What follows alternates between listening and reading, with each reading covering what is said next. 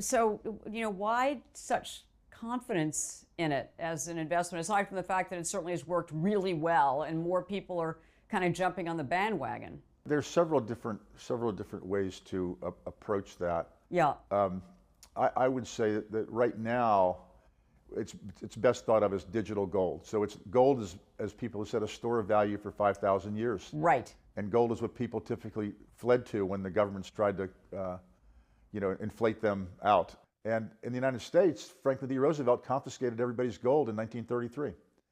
You had to turn it in or you went to jail. So they can't confiscate your Bitcoin because there's nothing, you hold it securely. As long as you have an internet connection, you can send it somewhere instantaneously at very low cost. And the reason I like the insurance company analogy is because if you think about, people talk about the intrinsic value of Bitcoin. This is a Warren Buffett argument, that Bitcoin has no intrinsic value. It doesn't have any earnings. It'll never pay any dividends. And so how do you even think about something like that? It is a new technology. It's something that couldn't be done before. But in any case, the answer that I have to that is, well, I mean, what's the intrinsic value of that Mickey Mantle baseball card that sold for $5.5 million? It's just cardboard, and it doesn't even have a legend. It could be counterfeited very easily. Or what's the intrinsic value of a Picasso painting, which is just canvas and paint and maybe a frame? But people will pay millions or tens of millions of dollars for it. And so it comes down at the very basic level for supply and demand. So Bitcoin is the only economic entity where the supply is unaffected by the demand. So even with gold, if gold, which is $1,800 today, if gold goes to $18,000, there will be a lot more gold mined because mines that are unprofitable will become profitable. And so gold, which accretes today, the production of gold is about equal to about 1.5% to 2% of the total value per year. That's the same accretion that Bitcoin has currently. But this year, 2022, I think will drop below 1.5% on that. So only 21 million Bitcoin can ever be created or close to it. It doesn't matter if Bitcoin is 100,000 or 20 million, there's only going to be that many of them. So all you have to really believe is that the demand for Bitcoin will grow faster than 1.5%, over the next number of years, and the price inexorably will go up. So I've only recently been allowing myself to be described as a Bitcoin bull. I used to tell people, they say, oh, you're a Bitcoin bull, you own a lot of Bitcoin. I'm like, I do own a lot of it, but I'm actually a Bitcoin observer, and I'm observing its trajectory as a new technology and comparing it to the trajectories of things like the printing press, or the steam engine, or the railroads, or the automobile, or electricity, and it's following that very, not predictable, because it's not predictable certainly in the early days, a well understood path for the adoption of new technologies. And I think it was Stan Druckenmiller said earlier in the year that, and now he owns Bitcoin, by the way, but he said that Bitcoin was a solution in search of a problem. And what I've found amusing about that is every new technology is a solution in search of a problem. Because you have a new technology, then you try and figure out what you're going to do with it. And so, when we created the internet, what are we going to do with that? So the Defense Department had good uses for it, but it was tough for other people to see.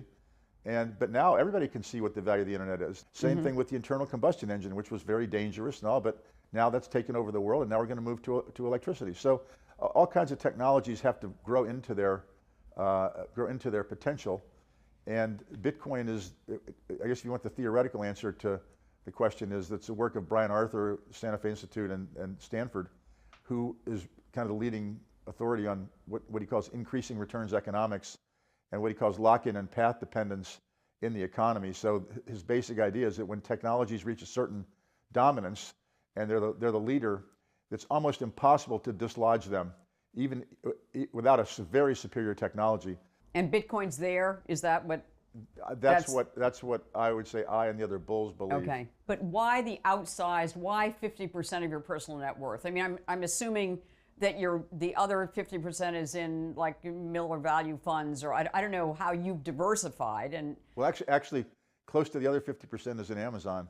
All of the rest of the investments that I have are basically there to support margin debt, because I'm typically always on margin, which means I can take a lot of volatility. Now, I'm not obviously on deadly margin. I'm on using regular Reg T margin, and I've got a fair amount of margin capacity. But the rest of all the stocks could eliminate all the margin debt and have a fair amount left over, and then I'd have those. If I had to sell all those to pay off the debt, then still have Bitcoin and Amazon. Bill, can you explain to me the concept of Bitcoin as an insurance policy? There's 21 million shares of this insurance company outstanding. And every day that somebody wakes up and says, you know, I need some insurance in case something, you know, in case the government seizes all the gold like they did back in 1933. Or, you know, when Afghanistan, we pulled out of Afghanistan, Western Union stopped remittances. So if you couldn't get money, and it's still hard to get money in Afghanistan, you were in serious trouble. In Lebanon, the lira has completely collapsed. Venezuela is a failed state. And yet Bitcoin continues right along. That was your insurance policy against financial catastrophe of one sort or another. And what did the Fed do when the pandemic shut down all parts of, threatened to shut down all parts of the economy? The financial markets came unglued, and the normal relationships between cash and bonds and securities, especially asset-backed securities, got blown apart. And the Fed had to increase the money supply by 25% to keep those things from collapsing as they did in 2008. Right. During that time, the Bitcoin network functioned perfectly.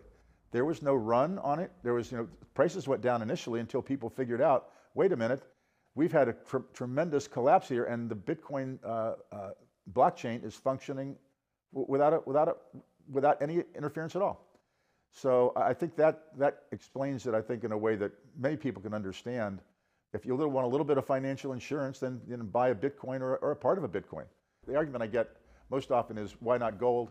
Right, which is considered to be an insurance policy against catastrophe historically. So the answer to that is, in my opinion anyway, gold has gone from been around 5,000 years, so it's gone from, make up a number and say a dime, a nickel in today's parlance.